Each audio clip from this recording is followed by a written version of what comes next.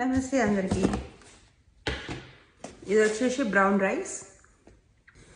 మనం చేసే అన్నం కూరలకి బ్రౌన్ రైస్ అసలు పోదు, ఏదో అనుకొని తీసుకొచ్చినా కానీ నేను దీన్ని ఏం చేస్తా అంటే దోశలు చేద్దామంటే డిసైడ్ అయిపోయినా. మనకు రెస్టారెంట్స్లో అయితే 3 వేస్తారు. 3 cup of brown rice.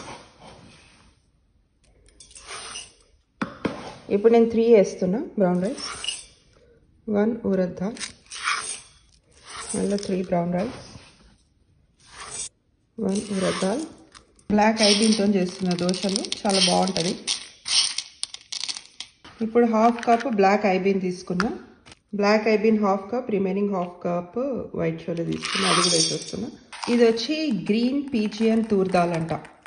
Just తీసుకొచ్చిన ఒకసారి మామూలుగా కందిపప్పు చేద్దాము అని చెప్పి, అది అంత బాగాలేదు టేస్ట్. అయితే ఏం చేస్తున్నా, దీన్ని దోశలకు యూజ్ చేస్తున్నా నేను. ఇది ఒక 1 కప్ వేస్తున్నా. అండ్ మెంతులు కొంచెం కలర్ కోసం. ఇప్పుడు ఇది మంచిగా కడిగి ఒక 6 to 8 hours నానబెట్టుకొని తర్వాత గ్రైండ్ చేసి దోశ వేసి చూపిస్తా ఎట్లా వస్తుంది. మంచిగా ఒక 5-6 times వాష్ చేసేసి వాటర్ వేసి పెట్టేస్తున్నా. గ్రైండ్ చేసేసి పెట్టేసిన రాత్రి. ఇప్పుడు పొద్దుటికల్లా ఇట్లా ఫోమింట్ అయిపోయింది మొత్తం. బాగా బీట్ చేసేసుకొని కొంచెం తీసుకొని దాంట్లో వాటర్ కలిపి ఉప్పేసి దోశలు వేసేస్తున్నా. కాల్చినాక ఇట్లా వచ్చింది దోశ. టేస్ట్ కూడా మంచిగా ఉంది, కమ్మగా.